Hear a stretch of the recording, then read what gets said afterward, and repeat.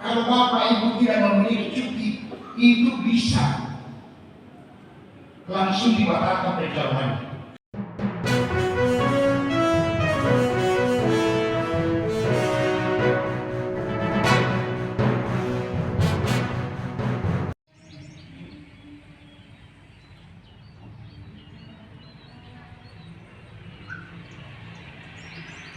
Beda waktu kamu mau merebut. Karena saya berpikir ada yang kita kerjakan, ada yang kita persembahkan kepada rakyat, dan rakyat melihat itu agar pun apa? Bisa tidak? Bisa satu persatu. Tapi kami berpikir bahwa ini momentum membuat komitmen antara Bapak dengan kami, antara Bapak dengan Pak Kapolres, antara Bapak dengan Pak Wali, antara Bapak dengan Pak Nandi. Begitu dengan Pak Pindes. Komitmen apa yang dicapai adalah bagaimana ada pemilihan kepala desa ini berjalan dengan baik tanpa ada cacat, hukum dan regulasi berjalan dengan baik dan stabil ketentraman ketertiban. Itu saja kuncinya. Itu kita peringatkan dari awal. Dan insya Allah pada pertemuan berikutnya nanti akan kita lakukan lagi. Jangan Bapak Ibu bosan-bosan. Nah itulah sebabnya hari ini kita lakukan ini.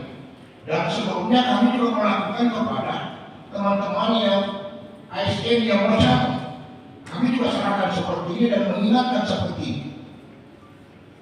Namun itulah Bapak Ibu sekalian, semuanya kita undang ini untuk menyerahkan ini.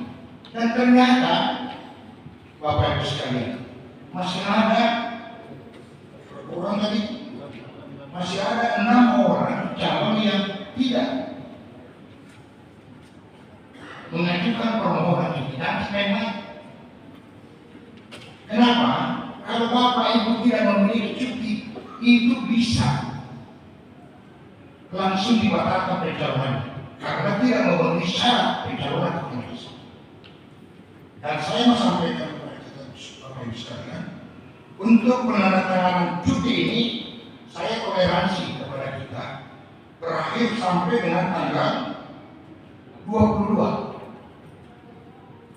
Karena perbaikan dengan penggunaan berkas itu berakhir 22. Jadi kalau belum mengajukan laporan ini, yakin dan percaya tidak akan menjadi tabung kepala desa. Ya, kepala desa ini nyata.